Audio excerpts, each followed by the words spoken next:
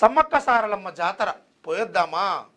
నేటి నుంచే మహాజాతర 4 రోజుల పాటు ఉత్సవాలు. నేడు కన్నేపల్లి నుంచి గద్దెలపైకి సారలమ్మ, పగిడిద్దరాజు, గోవిందరాజులు కూడా రాక. ఈసారి జాతరకు 3 కోట్ల మంది వస్తారని అంచనా. విధుల్లో 21 శాఖలకు చెందిన 42,000 మంది సిబ్బంది. ఈ 7658912300 నెంబర్కు వాట్సాప్లో హాయ్ అని మెసేజ్ చేస్తే జాతర రూట్ మ్యాపు ఇతర వివరాలు పంపుతారంట. మరి వీళ్ళే పంపుతారా, ఆంధ్రజ్యోతులు ఎవరు పంపుతారో కానీ మొత్తానికి మన మేడారం పండుగకు సంబంధించి ఒక పెద్ద వార్తను చదువుకునే ప్రయత్నం చేద్దాం. ఇది జాతర పోయొద్దామా? దారులన్నీ మేడారం వైపే. ప్రాథమిక మహాజాతరకు అంటూ భక్తజనం కదులుతోంది. వండుకునేందుకు సరుకులు, కోళ్ళు, గొర్రెలు, వనదేవతలకు మొక్కులు తీర్చుకునేందుకు బెల్లం ముద్దలు, పసుపు, కుంకుమ, ఒడిబియ్యాన్ని ఎడ్ల బండ్లు ఆటోల్లో వేసుకొని జై సమ్మక్క, జై జై సారలమ్మ అంటూ పిల్లా జెల్లను వెంటే పెట్టుకొని బయలుదేరింది రాష్ట్రం నలువైపుల నుంచే కాదు, పొరుగున ఏపీ, మహారాష్ట్ర, ఛత్తీస్గఢ్, కర్ణాటక రాష్ట్రాల నుంచి కూడా భక్తులు పెద్ద సంఖ్యలో తరలుతున్నారు. మేడారం మహాజాతర మొదలయ్యేది బుధవారమే. ఈ రోజు నుంచి వరుసగా 4 రోజుల పాటు రోజుకో ప్రధాన ఘట్టంతో మహాజాతర భక్తులను ఆనంద పరవశంలో ముంచెత్తుతుంది. గద్దెల ఆధునికీకరణ ప్రకారాలు, అంతర్గత రోడ్లు, డ్రైనేజీలు నిర్మాణం వంటి అభివృద్ధి ఆధునీకరణ పనులను ప్రభుత్వం చేపట్టి పూర్తి చేయడంతో మహాజాతర ఈసారి భక్తులకు సరికొత్త అనుభూతిని మిగిల్చనుంది. ఇప్పటికే భక్తులతో మేడారం జనసంద్రంగా మారింది. కాగా వనదేవతల్లో ఒకరైన సమ్మక్క కూతురు సారలమ్మ, సమ్మక్క భర్త పగిడిద్దరాజు, ఆయన తమ్ముడు గోవిందరాజులు రాకతో మహాజాతరకు తెరలేవనుంది. ఇందుకు సారక్క కొలువుదీరిన కన్నేపల్లి ముస్తాబయింది. బుధవారం ఉదయం అక్కడ సారలమ్మ ఆలయాన్ని ప్రధాన పూజారి కాకా సారయ్య మిగతా పూజారులు శుద్ధి చేసి అలంకరిస్తారు. సాయంత్రం ఆలయంలో పూజారులు రహస్య పూజలు జరుపుతారు. అనంతరం ఆలయం నుంచి గద్దెల వైపు పూజారులు సారలమ్మను తీసుకొని వస్తారు. కన్నేపల్లిలోని ప్రతి గడప సారలమ్మను స్వాగతం పలుకుతుంది. వీధిలోని తమ ఇళ్ల ముందుకు రాగానే పూజారులు పీటలు వేసి కాళ్ళు కడిగి మంగళహారతులు ఇచ్చి తల్లిని సాగనంపుతారు.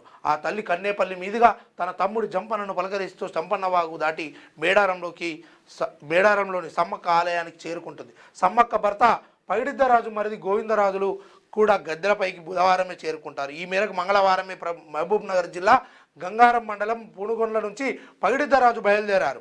పూజారి పెనుక బుచ్చిరాములు ఆధ్వర్యంలో ఆదివాసీలు కాలినడకన పగిడిద్దరాజును పడిగ రూపంలో తీసుకొని బుధవారం సాయంత్రానికి మేడారంలో సమ్మక్క గుడికి చేరుకుంటారు. గోవిందరాజులు కూడా బుధవారమే ఏటూరు నగరం మండలం కొండాయి నుంచి పడిగే రూపంలో బయలుదేరుతారు. పూజారి దబ్బకట్ల గోవర్ధన్ గోవిందరాజుల పడిగెను ఎత్తుకొని మేడారంలోని సమ్మక్క ఆలయంలో చేరుకుంటారు. అక్కడ ప్రత్యేక పూజలు అందుకున్న అనంతరం ముగ్గురు వనదేవతలకు గద్దెలపైకి చేరుకుంటారు. సమ్మక్క తనయుడు జంపన్న గద్దెలపైకి చేరుకుంటారు. ఇక మహాజాతరలో భక్తులకు ఇబ్బందులు కలగకుండా ప్రభుత్వం పెద్ద ఎత్తున అభివృద్ధి పనులు పూర్తి చేసింది. జాతర కోసం 251 కోట్లు కేటాయించింది. ఇందులో 150 కోట్లు జాతరలో భక్తులకు మౌలిక వసతులకు, 90 కోట్లు వివిధ అభివృద్ధి పనులకు గద్దెల పునరుద్ధరణ ప్రకారం విస్తరణకు కేటాయించారు. మరో 11 కోట్ల నిధులను అంతర్గత రోడ్లు, డ్రైనేజీలు, గద్దెల నుంచి జంపన్న వాగు దాకా రోడ్డు విస్తరణకు కేటాయించారు. గద్దెల ప్రాంగణాన్ని గ్రైనైట్ శిలలతో ఆధునీకరించారు. 200 ఏళ్ల పాటు చెక్కు చెదరకుండా శిలలపై ఆదివాసీ సంస్కృతి, సాంప్రదాయాలు, చరిత్ర తెలిసేలా శిల్పాలు చెక్కారు. వనదేవతల గద్దెలను ఒకే వరుసలో నిర్మించారు. జాతర కోసం ప్రభుత్వం శాఖలకు చెందిన 42,027 మంది ఉద్యోగులు, సిబ్బందిని నియమించారు. 13,000 మంది పోలీసు సిబ్బంది విధులు నిర్వహిస్తున్నారు. పిల్లలు తప్పిపోకుండా QR కోడ్తో కూడిన రిస్ట్ బ్యాండ్లను అందుబాటులోకి తెచ్చారు. జాతరలో 450 సీసీ కెమెరాలు, 20 డిస్ప్లే ప్యానెల్ వినియోగిస్తున్నారు. ఆర్టీసీ 4,000 బస్సులను జాతరకు సిద్ధం చేసింది. జాతరలో 5,500 తాత్కాలిక నల్లాలు, 5,700 టాయిలెట్లను నిర్మించారు. 5,000 మంది శానిటేషన్ సిబ్బందిని నియమించారు. జాతర సమాచారం కోసం తొలిసారి ప్రభుత్వం వాట్సాప్ సేవలను అందుబాటులోకి తెచ్చింది.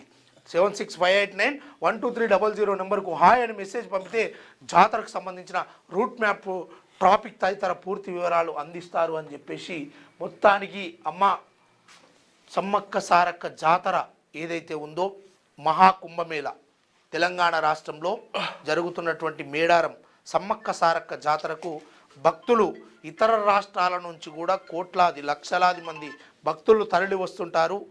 అంతా చల్లగా జరగని సమ్మక్క అని సారలమ్మ అని కోరుకుంటూ క్యూన్యూస్ పేరు చెప్పి ఎవరైనా వసూళ్లకు అక్రమాలకు బెదిరింపులకు గురి చేసిన క్యూన్యూస్కి సమాచారం ఇవ్వండి. క్యూన్యూస్ ఎప్పుడూ ఇలాంటి చర్యలకు పాల్పడదు, ప్రోత్సహించదు. క్యూన్యూస్ ఎల్లప్పుడూ ప్రజా గొంతుకగా ప్రజల సమస్యల కోసం నిరంతరం పోరాడుతుంది. మీకు ఎలాంటి సమస్య ఉన్నా క్యూన్యూస్ని కాంటాక్ట్ అవ్వండి. సంప్రదించవలసిన ఫోన్ నెంబర్ 7569534968 8688926084.